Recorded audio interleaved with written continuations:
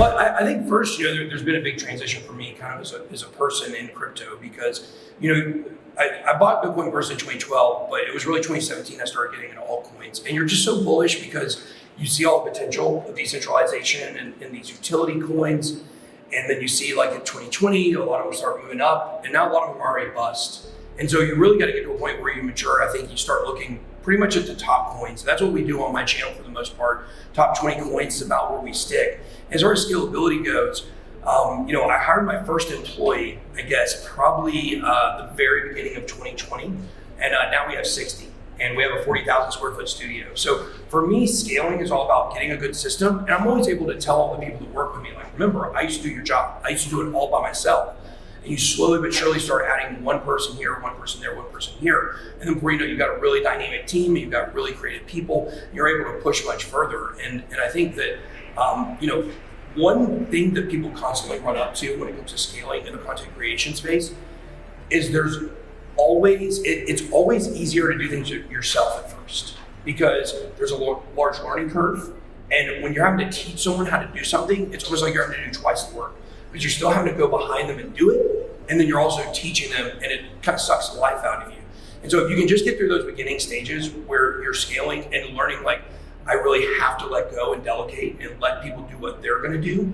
And I do what I'm good at, which is talking about crypto. And then we all scale together. So that's amazing. So it sounds like basically a lot of it is patience of being there with the people, but also empathy because you have to realize you've been there, you've done it, and you keep reminding them of that.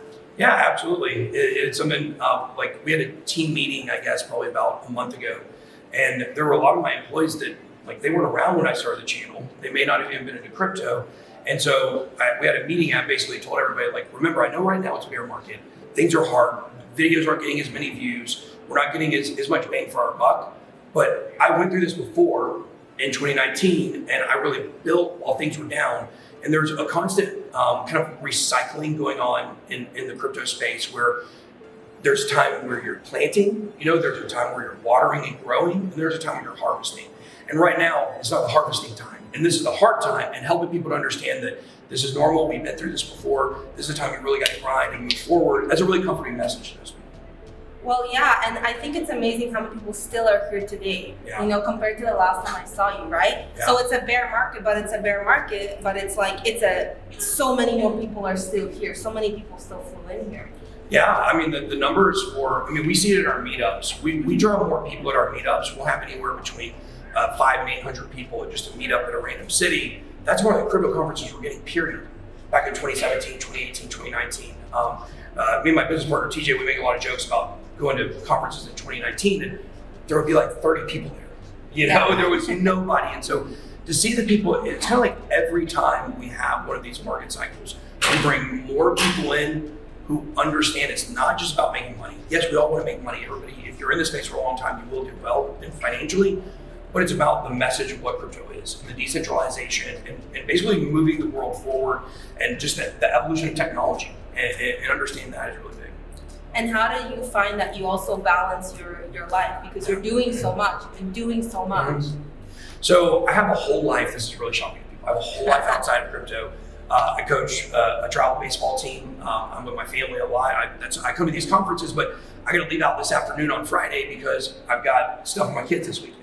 So I always put my family first. I think that's to me, to hear Elon Musk talk. Elon Musk always says, no, work comes before family. That's why he's got a lot of failed relationships. I can't stand that. I think you put your family first no matter what, and you've got to keep that balanced, and then that helps you keep recharged and rejuvenated to be able to continue on in your business. So my family understands that, I generally work 9 to 6 every day, and then I come home, and then we're at the ballpark or doing other things. We're on vacation.